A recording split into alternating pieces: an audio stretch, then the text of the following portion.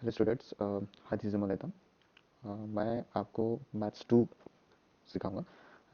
Maths to में अभी हम पढ़ने जाएंगे। पहला चैप्टर है जो सिमिलैरिटी, इसको हम बोलेंगे समरूपता। ठीक है, तो सोशल डिस्टेंसिंग में सिर्फ लोगों से कुछ दूरी बना के रखनी है, ऐसा नहीं है कि बुक्स को भी ऐसे दूर बना के रखना है। ठीक है, life is a one time offer, use it well.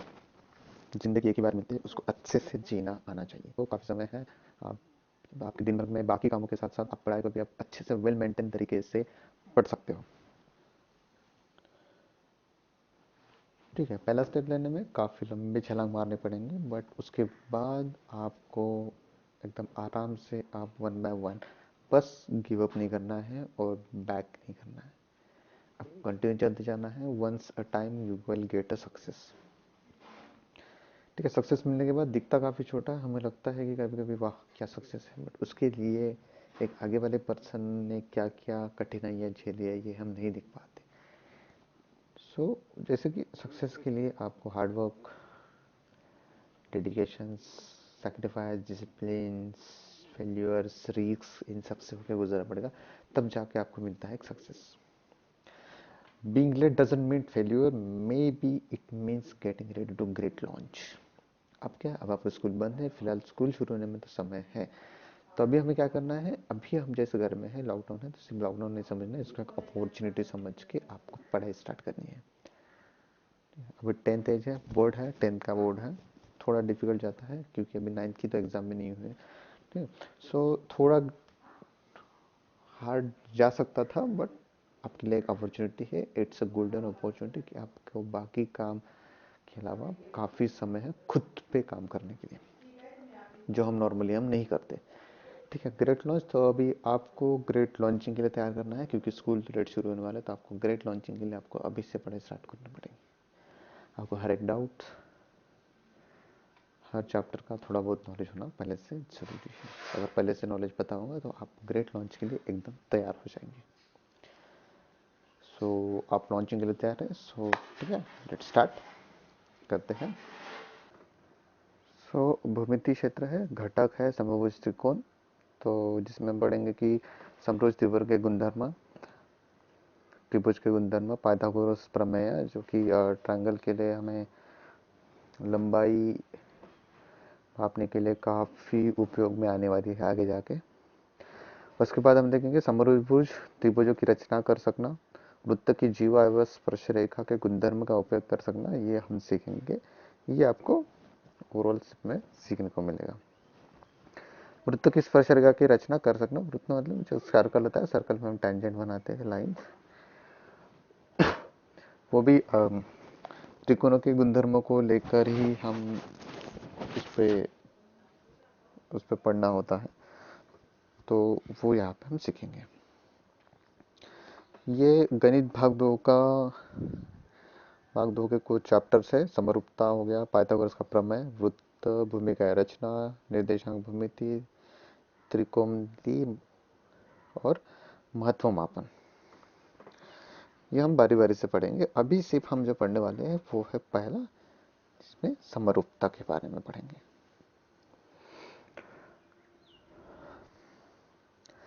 सो ये समरूपता में ये चैप्टर में हम जो पढ़ने जा रहे हैं वो है दो त्रिभुजों का क्षेत्रफल का अनुपात, उसको बोलेंगे रेशो। दो त्रिभुजों का जो हम क्षेत्रफल निकालेंगे उसका हम अनुपात कैसे निकालते हैं वो, ठीक है। फिर है समानुपात का मूलभूत प्रमेय। उसके बाद समानुपात के मूलभूत प्रमेय का विलोम, त्रिभुज के कोण, शब्द विभाजक का गुणधर्म, इन सब बातों का हम ये सब बातें अब यहाँ पे पढ़ने जाएंगे।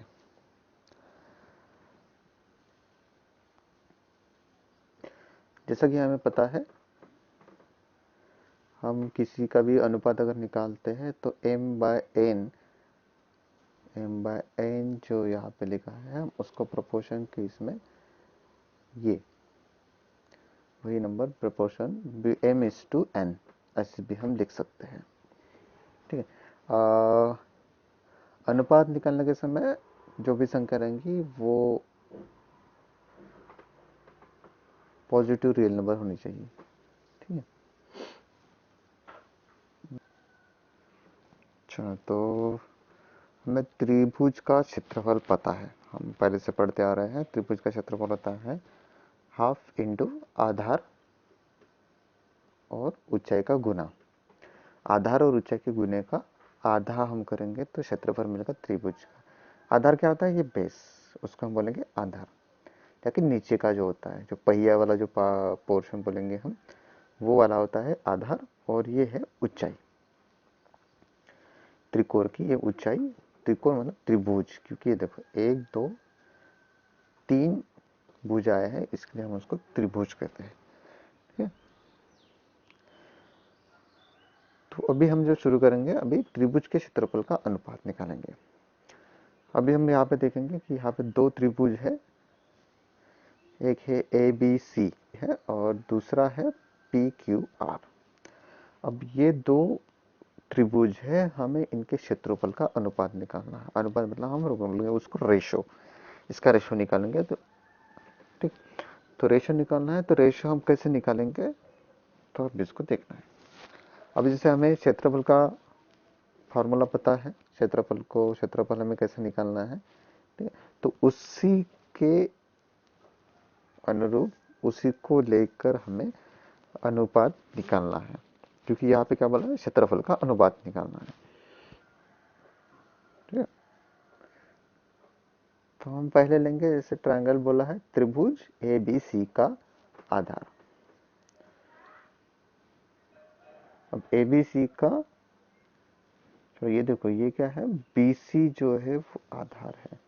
बी सी यहाँ पे आपको दिखेगा, बी सी है वो आधार है, और ए डी जो है वो, ए डी है ऊंचाई। ठीक है, तो इसको हम कैसे लिखेंगे कि फिर आधा होना B C into A D,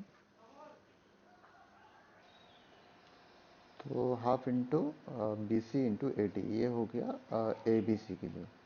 ठीक है, तो अभी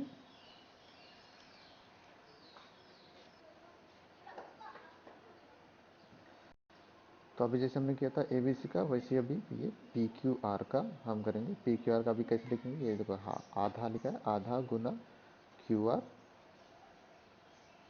ठीक है, आधा गुना क्यू आर गुना पी एस, तो ये क्या हो गया, पी क्यू आर की जगह, जैसा हमने ए बी सी के लिए किया था। अब ये दोनों आपको दिखेंगे यहाँ पे, ये हम दोनों का अनुपात निकाल रहे थे। एक के नीचे दोनों का क्षेत्रफल हम लिखेंगे, त्रिभुज ए बी सी और त्रिभुज पी क्यू आर का।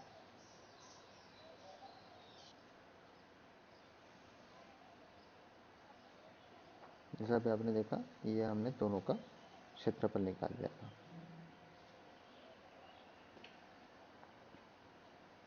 ठीक है, क्षेत्रफल में अभी आ, ये जो आधा है, आधा ऊपर भी है आधा नीचे भी, तो हम इसको करेंगे कट। इसको कट करने के बाद हमें ये सब चीज़ें यहाँ पे ये ऐसे दिखेंगी। ठीक है, आधा आधा निकाल देने के बाद हमें ये दिखेगा कि त्रिभुज ए बी सी और पी क्यू आर का जो अनुपात है वो है बी सी गुना ए डी और क्यू आर गुना पी एस। मतलब आधार और ऊंचाई, मतलब दोनों इसका गुना, और आधार गुना ऊंचाई का पी क्यू आर का गुना, ये रहेगा अनुपात। ये आधा आधा हटा देने के बाद ऐसा। चलो अब हम एक कंडीशन देखते हैं। अब ये जो दो त्रिभुज आपको दिख रहे हैं, इन दोनों में ऊंचाई जो है, ऊंचाई समान। देखो इसकी ऊंचाई है ए डी एच है, और पी एच भी एच है। एच मतलब हाइट, वो एक ही यूनिट हो जाएगा। ठीक है, एक ही कोई भी संख्या होगा। अगर मान लेते कि एच यहाँ पे 2 सेंटीमीटर है, तो यहाँ पे भी एच 2 सेंटीमीटर ही होगा।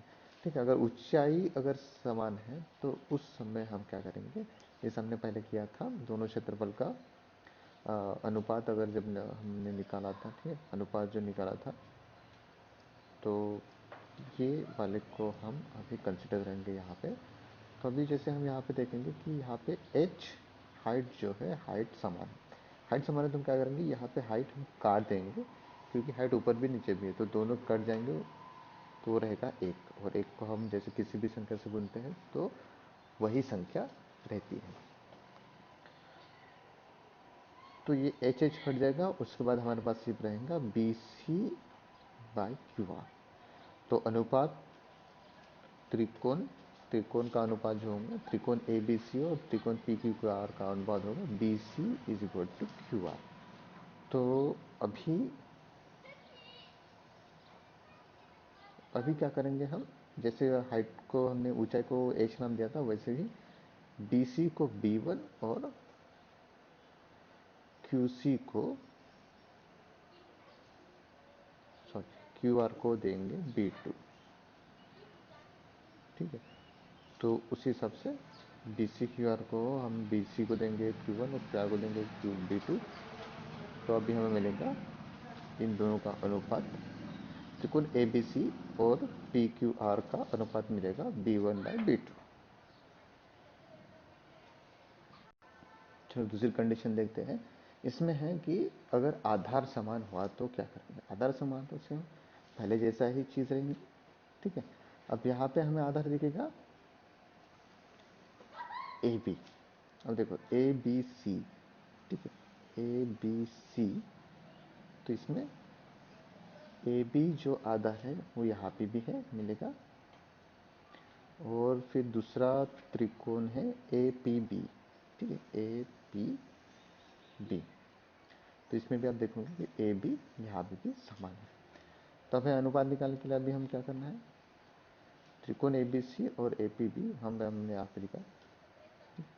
अभी ऊंचाई जो है एच वन और एच टू अलग अलग है दोनों की। जैसे पी क्यू है, ठीक है, पी क्यू और सी डी, इन दोनों की ऊंचाई अलग अलग है। ऊंचाई अलग अलग है तो ये नहीं कट सकते, बट इनका जो आधार है वो एक जैसा है, तो वो कट जाएगा। वो कट जाने के बाद सिर्फ क्या बचेगा, एच वन और एच टू, जो कि अभी हमने यहाँ पे लिख दिया।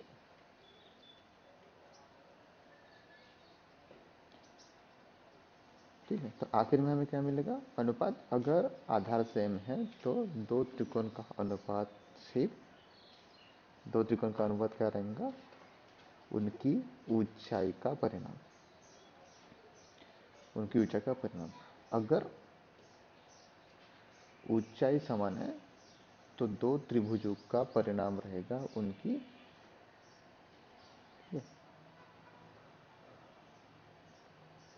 उनकी ऊंचाई का परिणाम। अगर दो त्रिकोण के ऊंचाई अगर से एक समान है तो उनकी त्रिभुजों का जो आधार है वो आधार का परिणाम ही रहेगा उनका।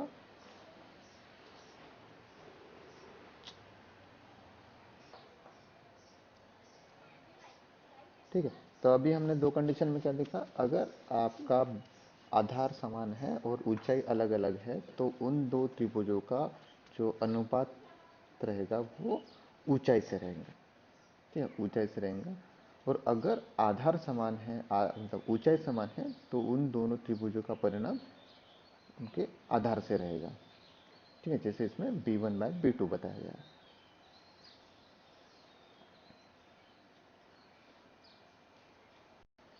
चलो जैसे हमने ये दो कंडीशन देखी, पहले हमने जो देखी थी, इनमें दोनों त्रिभुज जो है वो अलग अलग थे, मतलब इनकी ऊंचाई अलग थी, उनका आधार भी अलग था।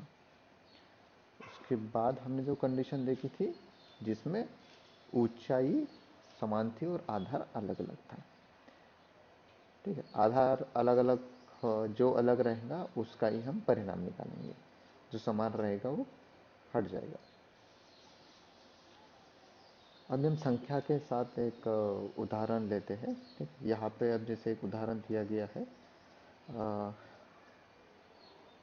दो त्रिभुज है A B C, A B C, ठीक है, ये एक त्रिकोण है। और दूसरा है,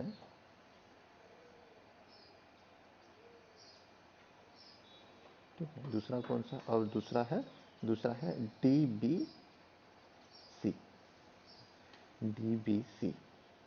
ठीक, ये एक जो खड़ी लाइन आपको दिख रही है, ये खड़ी लाइन, ठीक, खड़ी लाइन ये त्रिकोण का नहीं है, ये ऊंचाई दिखाने के लिए, जो डी एफ यहाँ पे जो बताया गया है वो ऊंचाई दर्शाने के लिए, और जो ए ई है वो भी ऊंचाई दर्शाने के लिए दिखाया गया है। ये त्रिकोण की लंबाई का भाग नहीं है।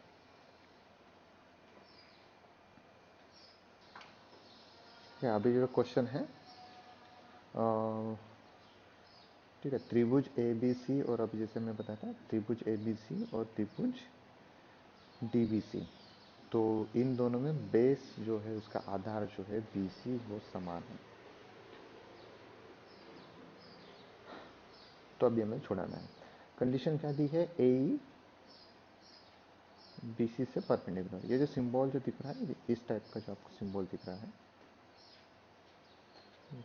ये जो सिंबल होता है, ये इसका मतलब ये होता है कि ये जो रेखा ए है, ए ई रेखा बी सी से परपेंडिकुलर है। परपेंडिकुलर मतलब होता क्या है, इन दोनों का जो कोण बनेगा वो 90 का बनता है। ठीक है, उसको हम राइट एंगल ट्रायंगल भी बोलते हैं। तो ये 90 का कोण है, इसको बोलेंगे दोनों राइट परपेंडिकुलर। परपेंडिकुलर होने से ही हम ये ऊंचाई नाप सकते हैं अच्छे तरीके से। तो अभी जो दिया है, ए ई 4 है, ए ई की लंबाई 4 है, और डी एफ की लंबाई 6 है। ठीक है, तो अभी हमें इसको छुड़ाना है। तो इसको छुड़ाने के लिए अभी हम क्या करेंगे, पहले दोनों त्रिकोणों को एक के नीचे एक लिखेंगे। ठीक है, ए बी सी और त्रिभुज डी बी सी। आधा आधा तो हम लिखते नहीं, क्योंकि दोनों में समान है। ठीक है, तो अब इसका आधार क्या होगा, बी सी गुना ए ई, और इसका क्या आएगा, त्रिभुज डी बी सी का आएगा बी सी गुना डी एफ। अगर इसकी ऊंचाई देखेंगे तो ये देखो डी एफ है। ठीक है, तो B C B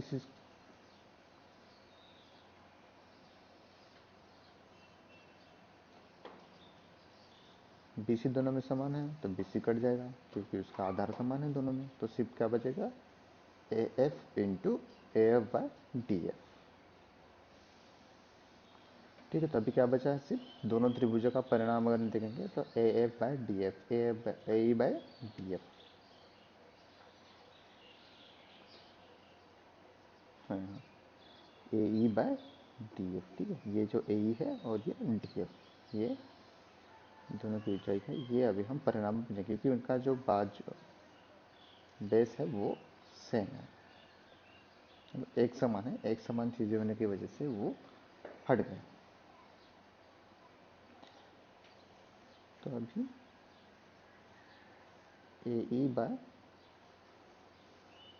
D F, अब ए कितना बोला है, 4 है, डी एफ कितना है, 6 है। तो अभी देखते हैं कि ये और कम हो सकते हैं क्या। तो ये कम और कम हो सकते हैं, इसलिए 2 का, इसको अगर हम फिर से 2 से भागेंगे, 2 से भागेंगे, 4 बे दुने 2 दुनी 4, और 2 तिया 6। तो अभी क्या बचेगा, सिर्फ 2 भागम 3। तो ये है अपना फाइनल आंसर।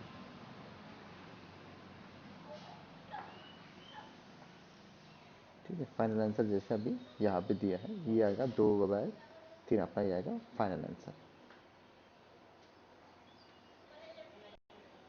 उसी तरीके से अब हम दूसरा देखते हैं। इसमें देखो, जैसे ऊंचाई इसमें समान है, जो ए पी है ऊंचाई दोनों त्रिकोणों में समान है। अब त्रिकोण कौन कौन से हैं, ए बी डी, ये एक है, और दूसरा है A B C, A B C ये एक है, और ए बी डी ये दूसरा है। ठीक है, अब हमें इसका अनुपात निकालना है। इसका अनुपात निकालने के लिए अभी हम हमको क्या दिया है, तो जो चीज़ दी है वो अभी हम देखते हैं। अब ऊंचाई समान है, तो अभी हम अनुपात हम किसका निकालेंगे, सिर्फ बेस का निकालेंगे जो कि आधार है। दोनों का आधार अब क्या है,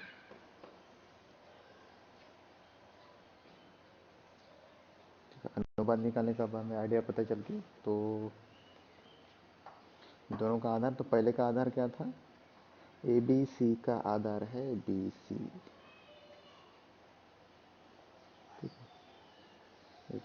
हाँ, दोनों का आधार क्या है, अभी हमें किसका किससे किससे निकालना है,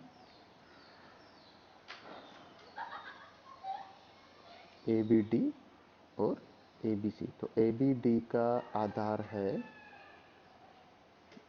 ए बी डी का आधार क्या हो जाएगा, बी डी, और ए बी सी का आधार हो गया बी सी। ठीक है, अब इन दोनों की लंबाई हमें दी गई है, बी डी की लंबाई कितनी है, हाँ अब देखो यहाँ पे बी डी की लंबाई दी नहीं गई है, बी डी की लंबाई नहीं दी गई है, तो हमारे पास ये पूरी लंबाई है बी सी की। तो बी डी को निकालने क्या करेंगे, और डी सी की भी दी है, तो B C minus D C करेंगे तो अपने को बी डी की लंबाई मिल जाएगी। कितनी हो जाएगी ये, देखो यहाँ पे दिया है बी डी है 15, 15 में से डी सी निकालेंगे 6, तो बच जाएगा 9। ठीक है, 9 बच जाएगा, तो अभी बी डी हम लिखेंगे 9, और डी सी कितना है अपने पास 15। हम इसको और कम करेंगे, अब देखो तीन, तीन के पाड़े में 9 भी आता है, 15 भी आता है, तो 3 दिया 9 और 3 पाँच 15।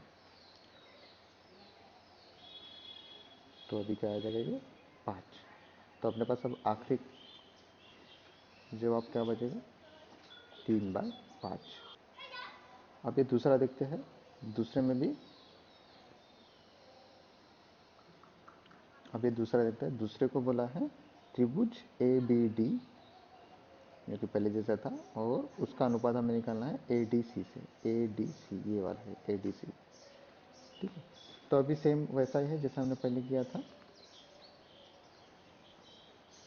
बी डी का भाग डी सी से हम लेंगे, क्योंकि ऊंचाई समान है और आधा जो है वो तो हम पहले कर दिया था।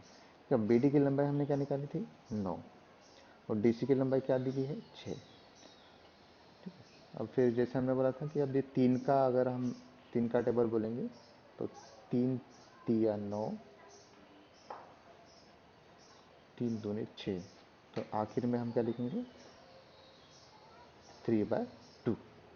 तो ये अनुपात आ जाएगा त्रिभुज ए बी डी और ए डी सी का। तो हमने दोनों कंडीशन देखी थी, पहले हमने देखा था कि आधार समान था उदाहरण 1 में, ठीक है, ये जिसमें है उदाहरण 1 में आधार समान था। ठीक है, आधार मतलब ये बेस समान था, और उसके बाद जो हमने कंडीशन देखी थी इसमें ऊंचाई समान थी, देखिए एपी, एपी जो ऊंचाई है वो सब में समान है, तो जो समान है वो हम अनुपात से हटा देते हैं। ठीक है, आखिर में, तो आखिर में हमें ध्यान क्या रखना है इस चैप्टर में, ये वाले पोर्शन में अभी अपने जितना कवर किया, उसमें दो त्रिभुजों त्रिभुजों के क्षेत्रफल का अनुपात उन त्रिभुजों के संगत आधार तथा संगत ऊंचाई के गुणनफल का अनुपात के बराबर होता है। ठीक है, आधार और ऊंचाई जिसे हमने देखी थी। उसके बाद हमने जो देखा था पहली कंडीशन, समान ऊंचाई वाले त्रिभुजों का क्षेत्रफल का अनुपात उनके संगत आधारों के अनुपात के बराबर होता है, क्योंकि आधार उनके अलग अलग है और ऊंचाई समान है। और दूसरी कंडीशन जो देखी थी कि समान आधार वाले त्रिभुजों के क्षेत्रफल का अनुपात उसकी संगत ऊंचाइयों के अनुपात के बराबर होता है, क्योंकि हमने जो बोला था कि जो चीज़ें डिफरेंट होती है उसी का हम अनुपात निकालेंगे। अब इसमें आधार समान था तो हमने आधार हटा दिया, ऊंचाई रखी, और एक में ऊंचाई समान थी आधार अलग था तो हमने आधार दिया था।